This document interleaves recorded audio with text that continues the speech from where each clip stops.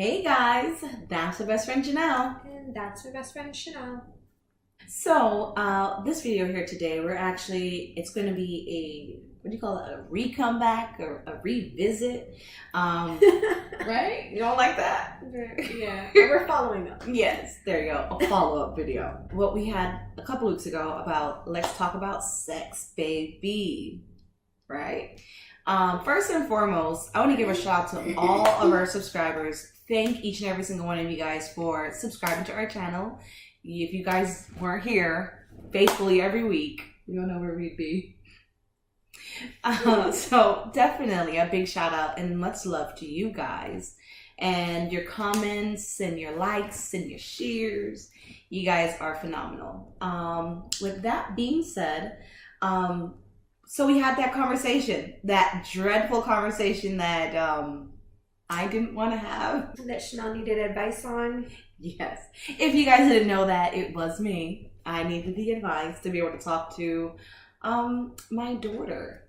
So thank you guys for that. It was definitely lots of information. Like Vanessa, when you said, don't call her girlfriend, call it what it was, definitely took that advice. We did that.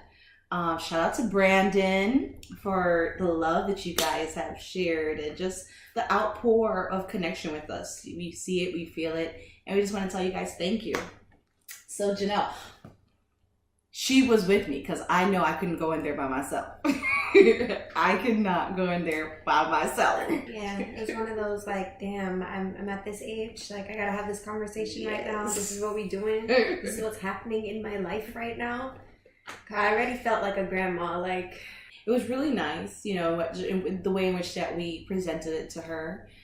We sat her down, and she's a very shy girl. So the girl had the audacity to tell me, "Oh, no, mom. Well, why would you tell her? Why would you tell her this? Why would you talk about it?" It's like, little girl, I changed your diapers. Pause. I'm your godmother. It was definitely a learning experience to let her know, it's the womanhood. This is my best friend. This is your godmother. These are women that you can come to and talk to openly, freely. We definitely wanted to establish that communication with her because I feel like there's just too many young ladies nowadays that are taking too much information off of YouTube. Or the internet. Yes. Because Google. We all know Google's always right. Yes. Or her other classmates. But we felt it necessary for her to get viable information, concrete information. Correct information from her adult figures, her woman figures in her life. It's never good to have your kids going all over the place asking for information. They're going to be getting wrong information. That's how you see some of these kids on YouTube. I mean, not YouTube, Twitter, talking about, I saw a tweet the other day, like, oh, well, my girlfriend and I had sex, right before she had her period. So, I'm good, though. I'm not going to have a baby, though, right? And I'm like, I think you just increased your chances. Child, you poor thing. And people are laughing, like, oh, so you didn't take sex ed. Okay, sex ed is there, but it doesn't. Your parents, you need to talk. You guys, adults, you guys need to have these conversations. Mm-hmm. Don't leave your children to be researching by themselves and trying to figure things out and experiment to figure things out. And yeah. So I know I had said that I would show my STD pictures. I want to let you guys know I surely did that. I showed her a herpes-infested vagina. Jesus. I was sitting there like, why are we doing this right now? I can't. I just can't. I didn't even look at it. I was like, oh, girl. But And she looked at it and she was mortified, which it was for me too. So I really pray that it sticks, that image in her forehead. But yeah, we gave her a rundown of everything from A to Z, from, hygiene, how your hormones change, and you can't get away with, running up and down outside and then change your clothes and go to bed. And everything's different. Everything's different, and everything's different down there. And you got to keep up with that now. Mm-hmm. Your body's valuable after a certain point to people who you may not want to attract attention from. Mm-hmm. What else did we talk about? We definitely hit a lot of things. We spoke about I brought in the biblical aspect of it as well, to share with my daughter, just things that I felt like we need to discuss. So we touched bases on that, as well as, waiting. It is okay to wait, despite what 21st century is telling us today. I recently had a friend of mine, this is grown people now, where he looked at her and was like, well, you're going to give me some. And she basically was like, no, I would like to wait till I'm married. Granted, she's not a virgin, but, she wants to wait till she's married. And his response was, what is this, the 16th century? Like, I need to try it out before I'm married type of thing. And it's kind of like, why would you even feel like that's necessary? Despite what is being said out there, like, I definitely feel like, I'm not gonna say that it's unnecessary. It's prerogative. It's a matter of prerogative. If that's how you feel, then keep it moving. You get with somebody else. Exactly. Go try something else out. If you decide that abstinence is for you, then that's great. As a teenager, I feel like, there's a lot of pressure to do things. I mean, I was never like that. I have never, ever in my life cared about what anybody thought, cared about what anybody said. So we did take that moment to kind of let her know that too. Like, don't go where everyone else is telling you, like, peer pressure is for real. And you don't have to give into peer pressure. Like, you're above it. So I overall, I was really, really happy that we had that moment to talk with her and to clarify some things. I especially love the fact that we spoke about like the hygiene part, because like that's something that we don't get. Yeah, people take that for granted and just think that like things, like you have like grown, I want to say maybe 20-something year olds, like early 20-something year olds that don't know that discharge is normal for women. Yeah, like people don't tell you things like this, and then you have these ignorant little boys that don't know nothing about nothing because they are not women. They might have been raised by women, but they are not women. They don't know what to expect down there. Talking about, oh, you dirty and you have this and that. Like, no. So, we definitely gave a rundown of like, this is normal. This is normal. This is not normal. And if this is happening to you, you need to say something and, make sure you see a doctor. There are long-term consequences if you don't see doctors for certain issues, All in all, I think we covered all bases. I think so. And it was very conversational. Yes. Very educational.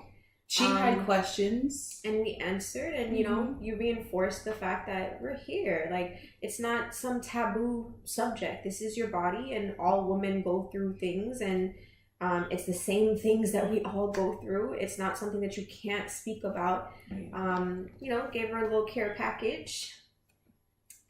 And that was really cute too. For all the other mothers out there, even fathers, single fathers, my goodness. You guys could sit here and get this information, and if you feel like this is valuable information that we shared, you can do the same or find someone for your daughters, who you feel is a good person to get information across to them for. Show them this video, share it with them, let them open the discussion with your child. Also for the parents out there, like, I personally couldn't have done it by myself. I probably could have after our video, but I felt more comfortable with my bestie there. And I think that with us both tag teaming, we accomplished so much, which is why we decided, like, hey, like, we need to let you guys know how it went, what we discussed. Just an overall, like, what did you say?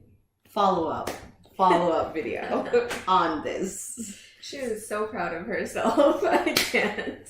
I did. Like, I did it. I got through it. Oh my God. Like, after I was like, oh, because it was necessary. And I don't think, and it's so crucial to do it properly, because there's so many people, like, I'm going to split it in two. Like, that was not effective. It really wasn't. And then I heard a lot of other people throughout, the course of us putting out the first video and going through it, that they were like, oh, well, I never had to talk with my parents. Like, there are some people that were like, oh, your parents had the talk? And I'm like, that's what y'all are there for. Like, what are you doing? Yeah. And I don't understand why parents shy away from things like that, or are, scared to do it. Like, that's yours. That is your whole ass human being that you brought into this world. Like, you need to educate them. You need to make sure that they're doing things right. You need to make sure that they have a proper and clear understanding of things before you just send them out into the world to go all willy-nilly. Like, and then expect them to know what you were thinking, know what you expected and wanted from your child, but you never took the time to sit them down and talk with them, which is why I knew that it was necessary for me to do it, but it has always been, like, my husband will tell you, even when I need to talk to my little sister about sex, like, it was like a no-go. I just couldn't do it. It's just always been that subject where I'm just like, I'm caring for you. Why do I need to talk to you about sex? It's like that thing you don't talk about. No, but it is very important. You have people walking around that are clueless about their bodies, about, consequences, about, sex in general, about pregnancy. Like, these are very important topics that you need to talk to your children about. Definitely. And I mean, as far as, where the babies come from, how are they, developed? I told my daughter initially, when she was younger, I told her, God put the baby in my stomach. He did. I didn't lie to her, but she didn't fully understand it. So afterwards, when I kind of started going through, the sperm meets the egg and, this, like, I educate her so much on it. It's just the preliminary part of the act I had not discussed with her. So that is what we really did. We really bust open the act door. I would like to say that my daughter is a little bit more understanding. She understands about her body maturing, what's going on, and it did. It brought us closer together, it really did.